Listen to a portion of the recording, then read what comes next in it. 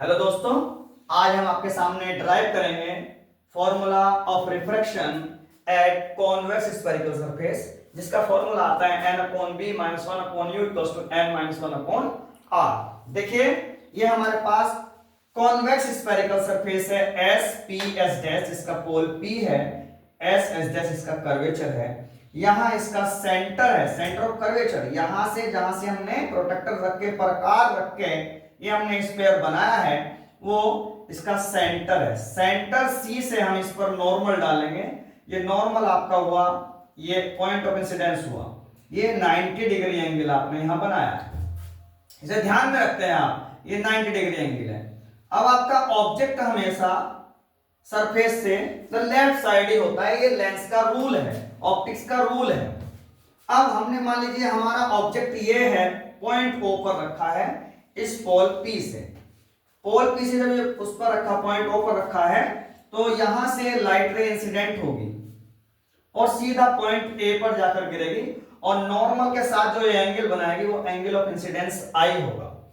ये आपका नॉर्मल है AN, OA आपकी इंसिडेंट रे है, इसने नॉर्मल के साथ जो एंगल बनाया वो एंगल I है, जिसे एंगल ऑफ इंसिडेंस बोलते हैं।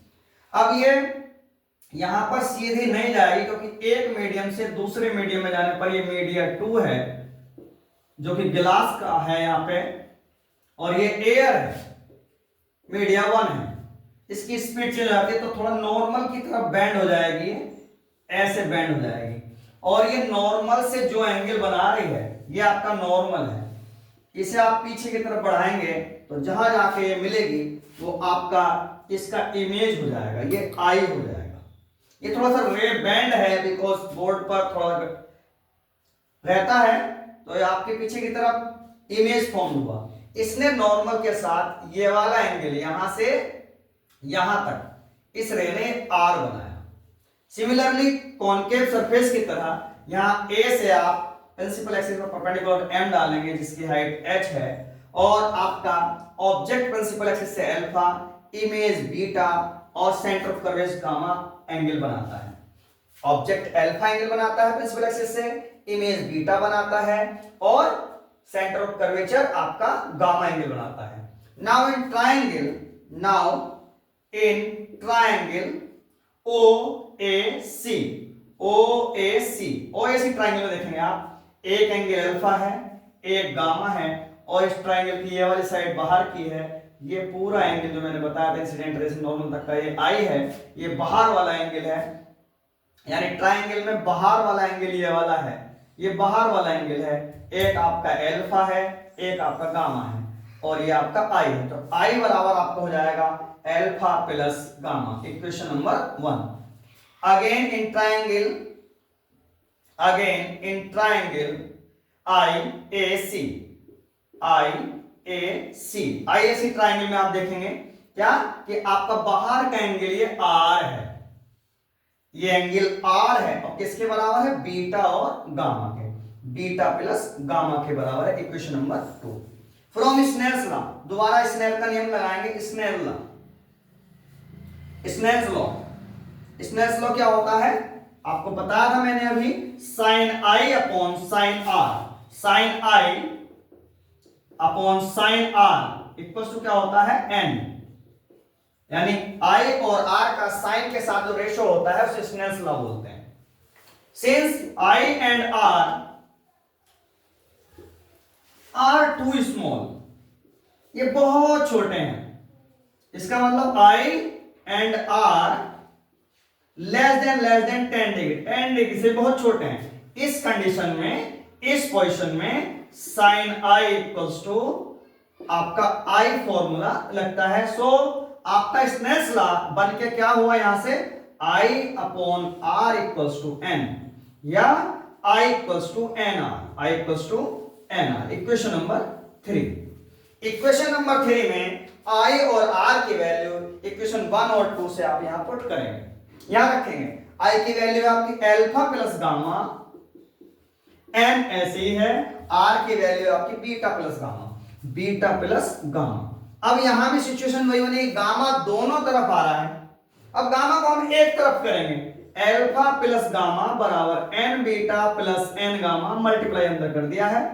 ये हमारा गामा उस साइड जाएगा, एन बीटा इस साइड आएगा। एन बीटा इस बार प्लस का है तो माइनस एन बीटा, और ये प्लस एल्फा, उधर एन गामा माइनस गामा हो जाएगा, minus n beta plus alpha बराबर gamma common n minus one हो जाएगा। Equation number 4। आपने यहां से गामा को एक साइड करके गामा कॉमन कर लिया, इक्वेशन नंबर 4 आया। अब हम एल्फा बीटा और गामा की वैल्यू लेंगे। आप स्क्रीनशॉट ले सकते हैं। चलिए आगे देखते हैं।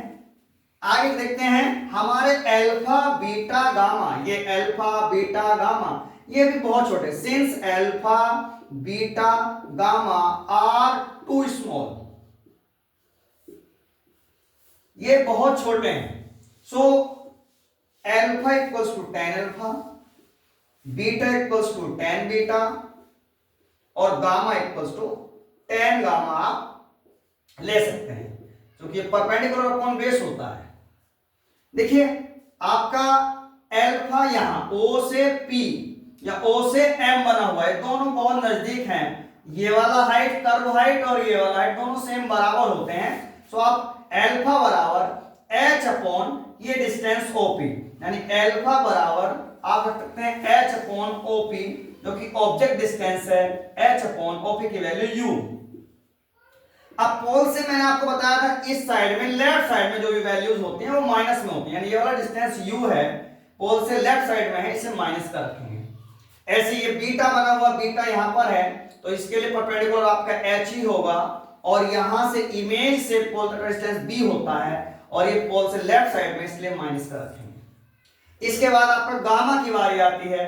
गामा आपका राइट साइड है, पोल से पीछे है। पोल से पीछे का जो भी डिस्टेंस है वो पॉजिटिव होगा, पोल से आगे जो डिस्टेंस है वो नेगेटिव होगा लेफ्ट साइड का।